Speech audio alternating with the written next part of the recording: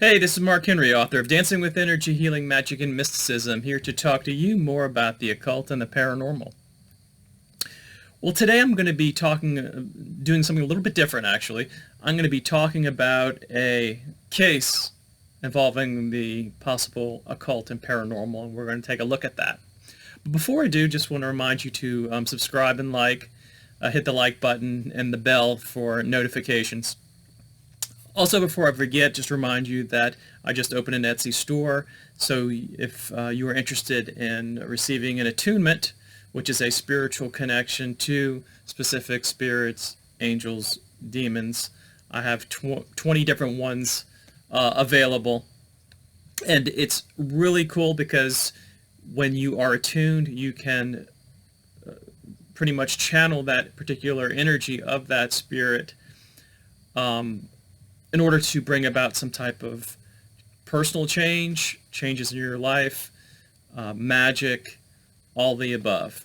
So it is an easy way to work with uh, the essence of a spirit in order to bring about change, things that you want.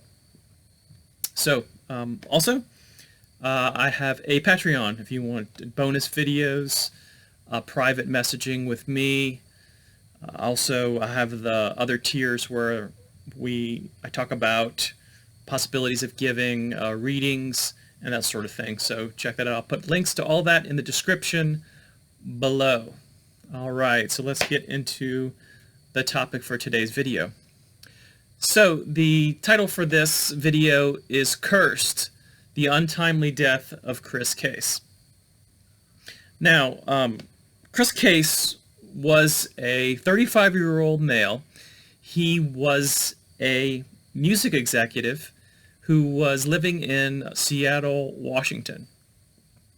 And Chris was a nice guy. He was healthy. He took supplements. He ate well. He had connections and positive relationships with his family and friends. He was well liked. He had, at 35, what most people want, most people want to be. So he was doing actually well for himself. And at one particular business trip, he was with some friends, and the business trip was in San Francisco, and they decided to go out to eat. Now, one of his coworkers actually had a friend that lived there locally in San Francisco. So they all met up and started to have drinks and eat and have fun. And while they were talking, and by the way, Chris had an unusual interest. He was very much interested in the music of ancient times, especially ancient Egyptian music. And it was something, as a music executive and somebody who was a former DJ, he was just really into his music. So that was very much a passion of his, and it kind of directed his life and his career. So as he was talking with his friends and the friend that came with a coworker, the woman that was a friend, she was 20 years his senior. And they started talking and hitting it off, and they discovered that they had a common passion, and that was the music of ancient times, especially ancient Egypt. And it was one of those really weird things where you connect with people about a particular interest, and it's like, well, that is so strange, and it's such a kind of unusual thing for two people to like. So they started to hit it off and talk and drink and have fun and everything else. And in the midst of their talking, it became apparent that the older female lady was becoming interested in Chris, and she was flirting, and he was pretty much just interested in a platonic type of relationship. He was a single guy, and he really hadn't dated in the last few years. He was just kind of content to stay by himself and listen to his music and have fun with his friends. So she kind of said at one point, hey, why don't you come over to my place and we can kind of hang out and listen to music? And he was feeling a little uncomfortable, so he said, no, I've got to get up early tomorrow, and that sort of thing. He was trying to get out of it because he started to kind of sense that this person wanted more from him than he wanted to get involved with. So she was like, no, no, it's okay. Why don't we go over and have some fun and chill out? And he's like, no, no, I really got to go. And at that point, well, he was being nice and she was being, a little bit more forceful. Well, towards the end, she was like, she got really mad and she stood up, got in his face, and said, "You will be dead within a week." Like out of the blue, no buildup. She was very angry, and this is what came off her lips. She says, "I'm a witch. You'll be dead in a week." So he kind of like chuckled to himself and kind of blew it off and left and went back to Seattle where he was living at that time. And he called his friend, Sammy, who lived, I think, in Fayetteville, and was explaining this whole weird situation. And he was like, wow, this is a really strange thing to meet this odd person who basically put a death curse on me. And that was really, really odd. So they laughed about it. He hung up and went about his night. Now, the day after, he went to work and he went to bed. And then as he was going to bed, he started to hear some whispers while he was in bed. And it was like from across the room. And he says, well, what is that? Is that my neighbors? So he got up and he went and looked, and he couldn't discover the source of the whispers. So he got back in bed and he started hearing them again, further, across his apartment. So he got up, looked around, opened the door, looked outside, and no source. So he went back to bed, and this went on, for a few hours. And he didn't know what it was, but he started to actually get scared because he couldn't discover what this was all about.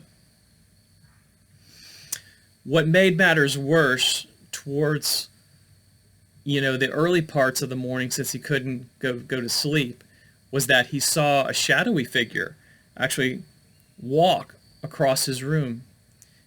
And it started to repeat itself, kind of walking across the house. And at first, he would look at it, and then it would get like the corner of his eye, then look at it, and then it would disappear. And then it happened more frequently. So this was really distressing to him. So he kind of just went about his day, went to work, came back, tried to go to sleep the next night. The same thing happened. He would hear whispers. He'd get up. He'd see these shadowy figures. And so now he's basically lost 2 nights' sleep dealing with this. And he called his friend, Sammy, and he's kind of explaining, this is really weird. What are these things that are happening, in my apartment? I'm seeing things, I'm hearing things. And she didn't know what to make of it, but she was hoping that it would go away. So, the next night, he got really scared at this point. So what he did was he actually went and started to, because he started to think, okay, this woman, she put a curse. Did she really put a curse on me? Was there something connected to this? Is this what this woman said connecting to what's happening to me? Now, he was not somebody who believed in the occult and paranormal. It was actually from all his, and by the way, all this is what I'm talking about came from in the police report and interviews with the family and friends. He was not somebody who was interested in the occult and paranormal. He was somebody who was very much kind of straight-laced, believe in what you can see, no spooky stuff. But he started to get scared because this was just out of the ordinary for him. Something that really violated his belief systems. But after thinking about, okay, did this woman do something? He started to consider the possibility. And so what happened was he decided after all those nights of not sleeping, that can take a toll on you as well.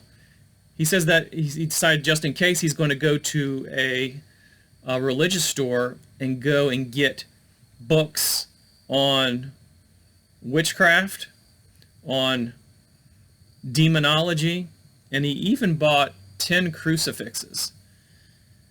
So he was actually starting to believe that this was the cause, what this witch did, supposed witch in San Francisco. So he brought all that back, and he lined his entire apartment near the baseboards with salt. He put the 10 crucifixes in different parts of his apartment, and he started to read about, how to protect yourself from witches and demons.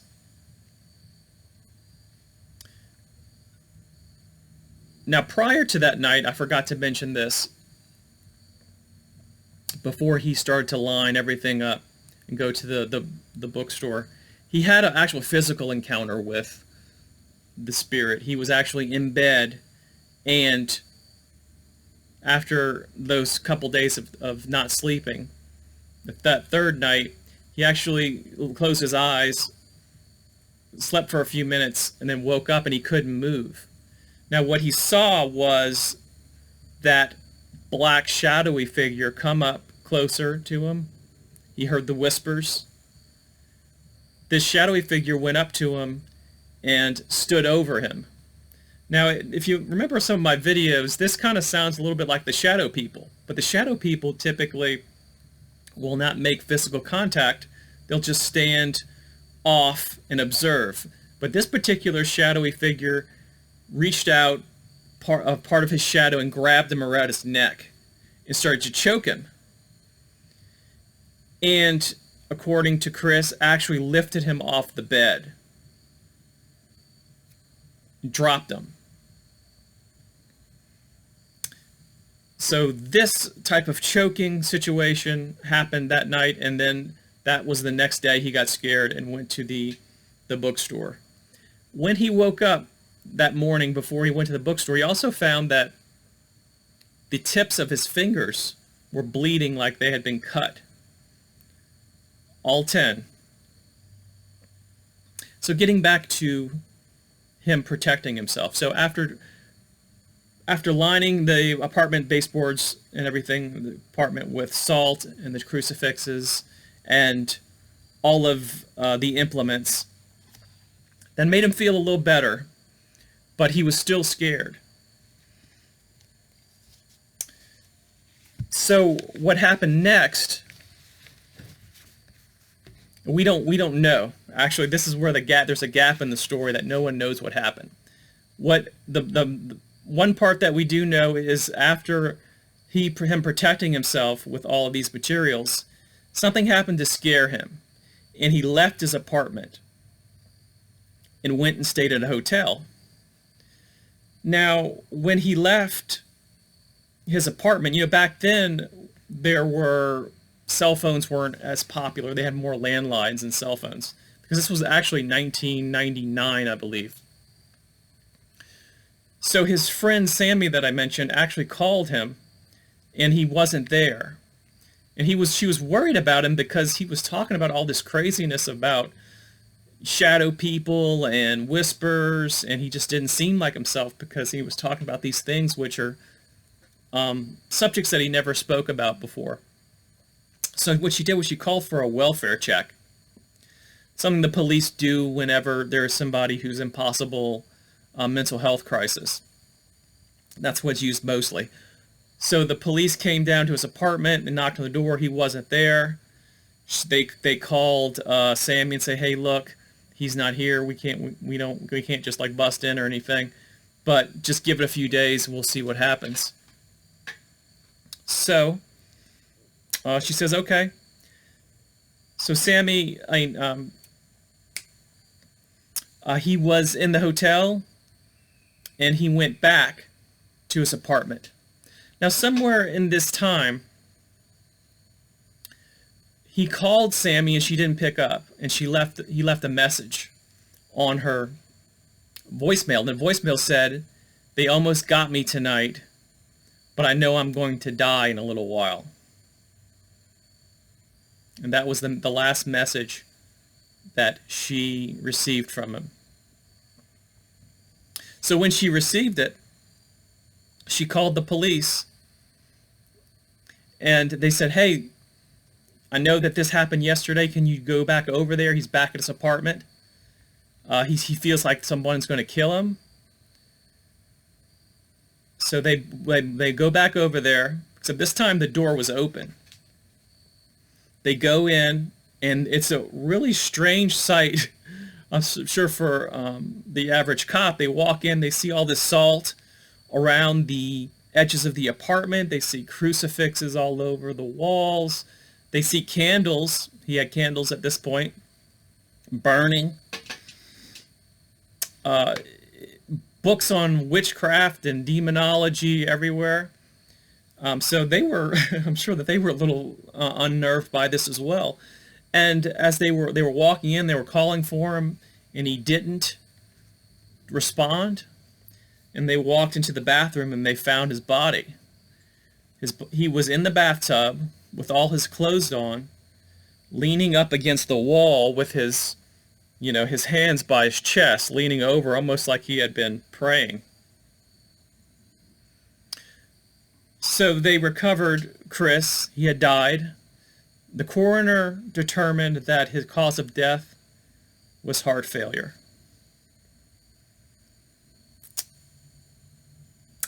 And that is basically the story of Chris' case.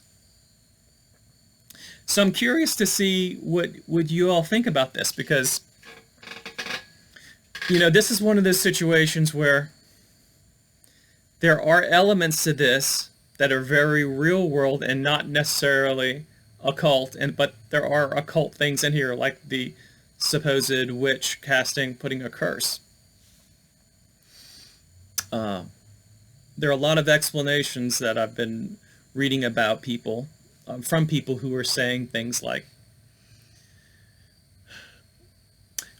well, did he have some underlying mental illness? Did this condition that caused his heart failure cause him to hallucinate? Was he on drugs? I mean, there are some real world explanations.